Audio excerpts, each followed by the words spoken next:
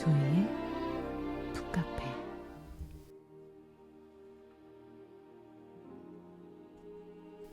옛날 어느 마을에 구두가게를 하는 할머니와 할아버지가 살았다.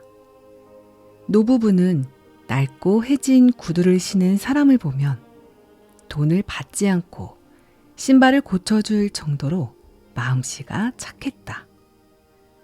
그러다 보니 생활이 점점 어려워졌고 급기야 구두를 만들 가죽조차 남지 않았다.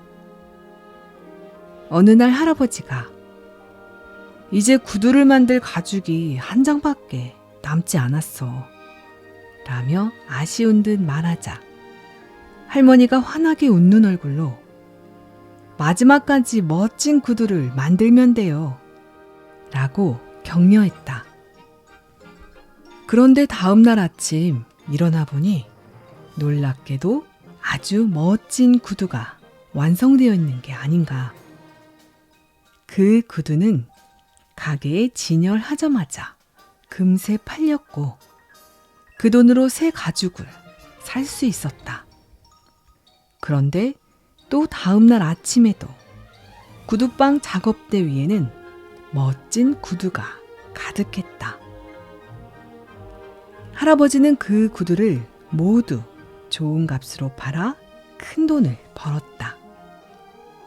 매일 자고 일어나면 구두가 만들어지는 것을 이상하게 여긴 할머니와 할아버지는 한밤중에 몰래 일어나 구두방을 엿보기로 했다. 그랬더니 놀랍게도 꼬마 요정들이 나타나 신나게 구두를 짓고 있는 것이 아닌가. 할머니와 할아버지는 고마움의 표시로 꼬마 요정들에게 줄 귀여운 옷과 신발을 만들어 작업대 위에 올려놓았다. 한밤중에 또 다시 나타난 꼬마 요정들은 그 옷을 입고 신나게 춤을 추었다. 안녕하세요. 조이부 카페에 오신 것을 환영합니다. 오늘은 세계의 소원 100일의 기적 이란 책을 가지고 왔습니다.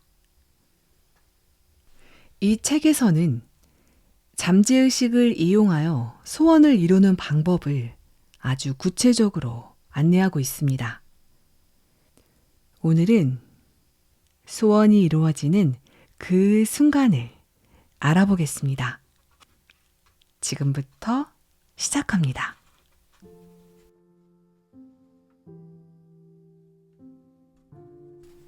꼬마 요정과 구두방 할아버지에 나오는 꼬마 요정은 누구에게나 나타난다. 그 정체는 바로 잠재의식이다. 잠재의식이란 말 그대로 평소에는 겉으로 드러나지 않는 숨어있는 의식을 말한다.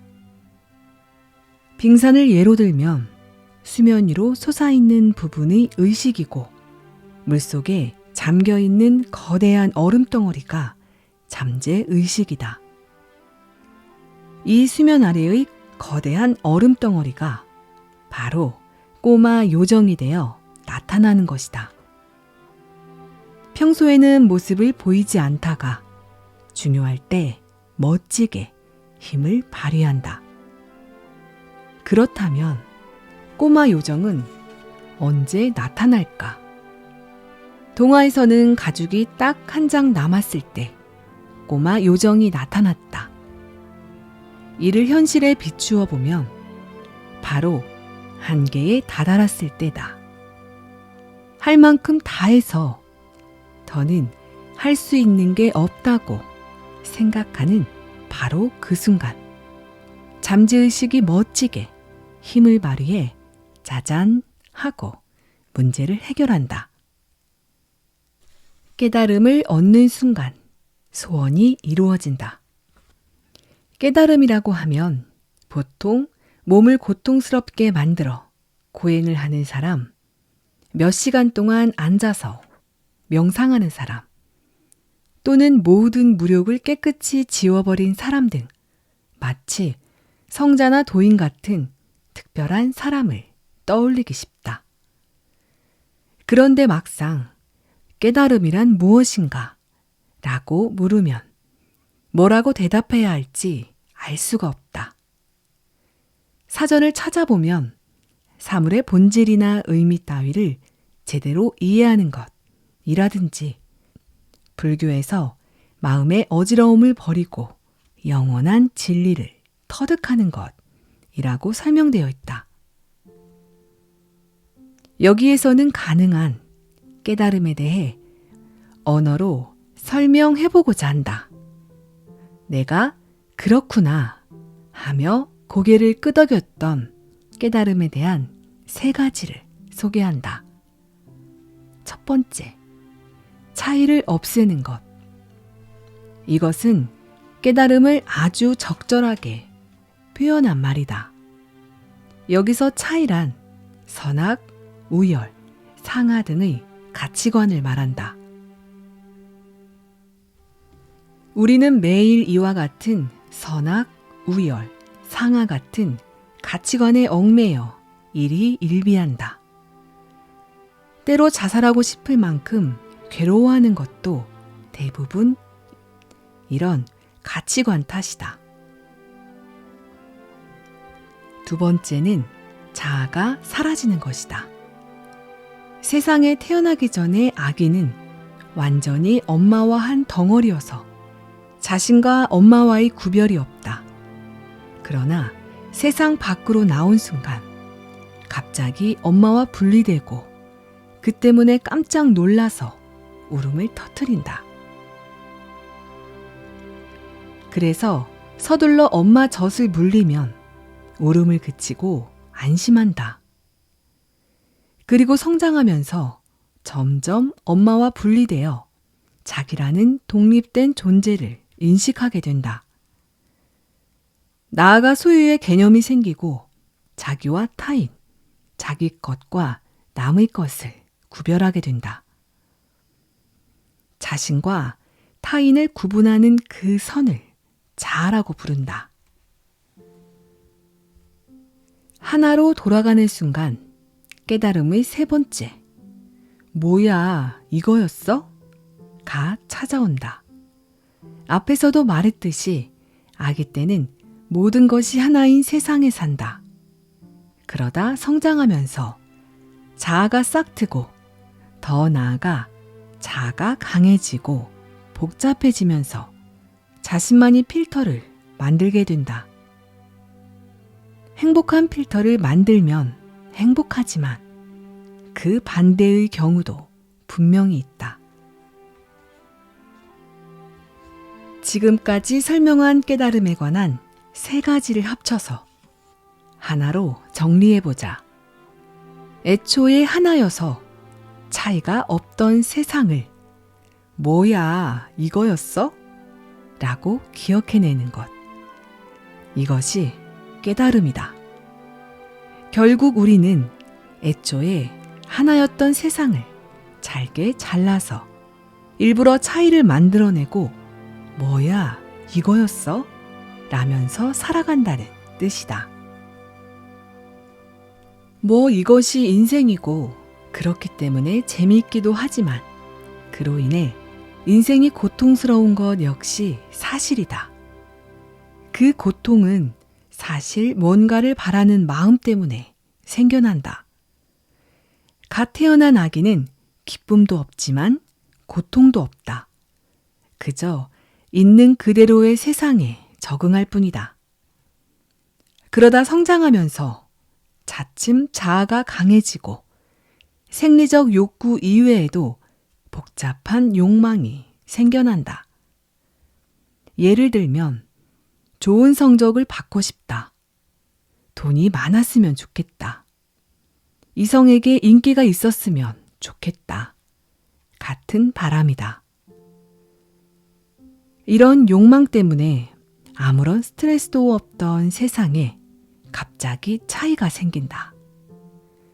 좋은 성적과 나쁜 성적의 차이, 부자와 가난의 차이, 인기 있음과 인기 없음의 차이 등 욕망이 싹트면 반드시 그 자리에는 차이가 생겨난다. 이것이 바로 고통의 원흉이다. 그럼 욕망이 만들어내는 고통에서 벗어나려면 어떻게 해야 할까? 두 가지 방법이 있는데 하나는 처음부터 바라지 않는 것이고 나머지 하나는 욕망을 실현하는 것이다. 인간이기를 포기할 것인가? 아니면 원할 것인가? 우리는 인간이기 때문에 당연히 바라는 마음이 생긴다. 만일 정말로 욕망을 부정한다면 인간이기를 포기하는 편이 낫다. 포기할 수 없다면 솔직히 바라자. 물론 욕망이 많으면 힘들긴 하다. 하지만 그렇기 때문에 재미있는 게 아닐까? 욕망이 없으면 마음은 편하다. 하지만 그렇게 사는 게 즐거울까? 기쁨을 느낄까? 두근두근 설렐 일이 있을까? 물론 모든 욕망을 부정하고 동물처럼 사는 것도 개인의 선택이다.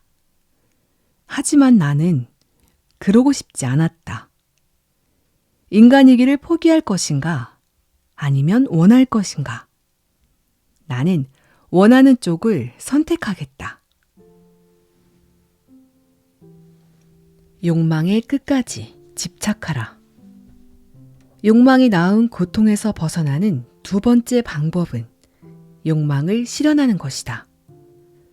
힘든 시절에 나는 정신세계에 관한 책을 많이 읽었다. 그런 책에서 자주 본 내용 중 하나가 내려놓으라는 말이었다. 많은 책에 욕망을 내려놓아야 이루어진다고 적혀 있었다. 이것은 정신세계에서는 진리로 인정받는 내용이다. 그래서 나도 욕망을 내려놓으려고 노력하기 시작했다. 그런데 내려놓는다는 것은 어떤 상태일까? 예를 들어 부자가 되고 싶어 한다고 치자. 이 마음을 내려놓으려면 어떻게 해야 할까? 가난해도 좋다고 생각하면 되는 걸까? 아니, 이것은 솔직하지가 않다. 부자가 되고 싶다는 생각 자체를 하지 않으면 될까? 그렇다면 어떻게 생각을 하지 않지? 원래는 부자가 되고 싶다.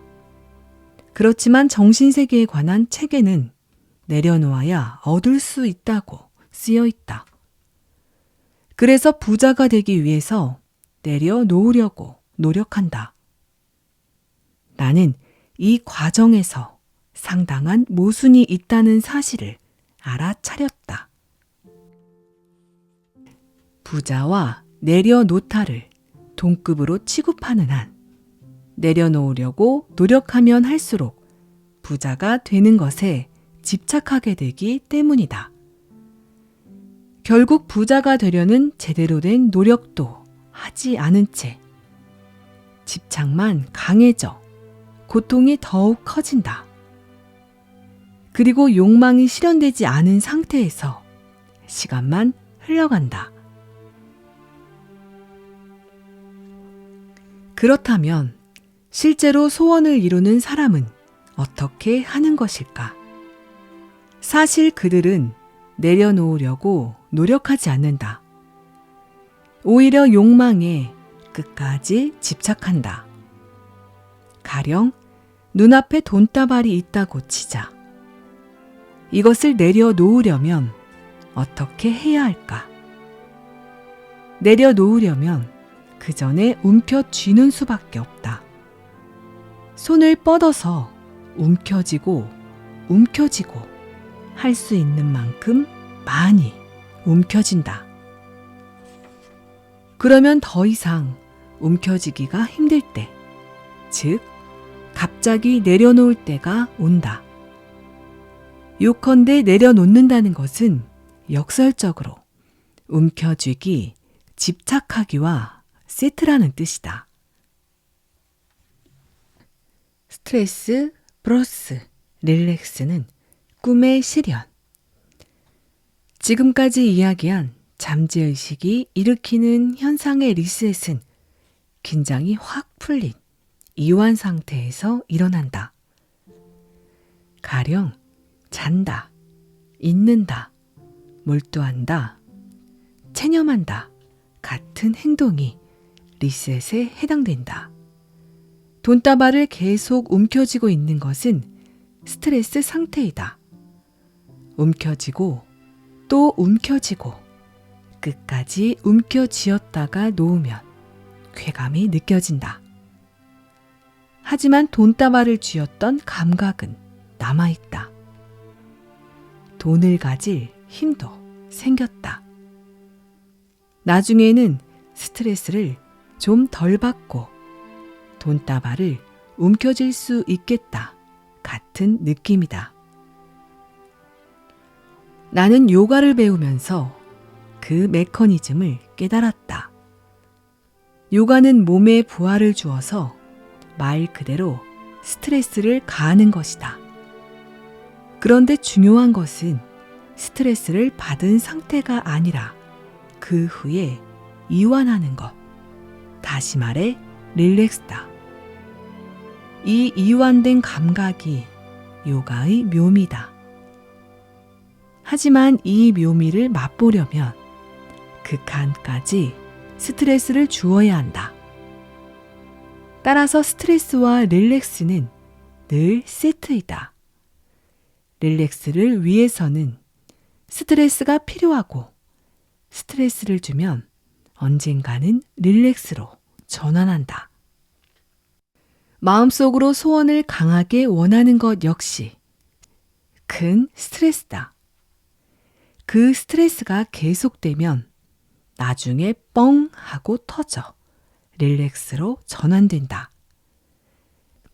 그때가 소원이 실현되는 순간이다.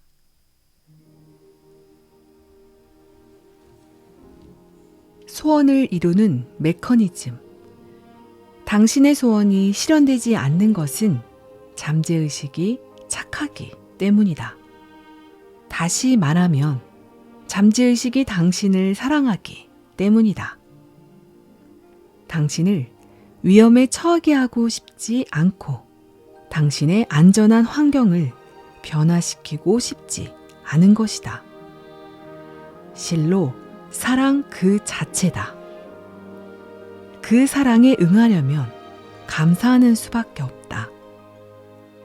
당신의 소원을 이뤄주지 않는 것도 잠재의식이고 이루어주는 것도 잠재의식이다. 당신을 사랑하기 때문에 처음에는 어떻게든 위험에 처하지 않게 하려고 최선을 다해 저지한다. 이때 당신이 잠재의식의 의도를 이해해주기만 하면 잠재의식은 긴장을 풀고 오히려 당신을 응원한다. 감사하는 마음을 전하는 것이다. 그러면 잠재의식은 힘을 빼고 릴렉스 된다. 이건 역시 깨달음이고 이때 비로소 진짜 소원이 이루어진다. 이 모든 메커니즘을 정리하면 다음과 같다. 소원을 명확히 한다. 소원을 이루기 위해 강하게 집착한다. 힘이 빠질 때까지 집착한다.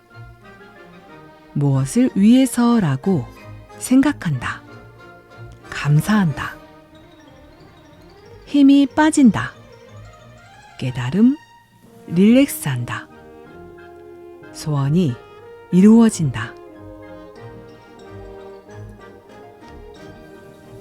이제 깨달음을 목표로 해보자.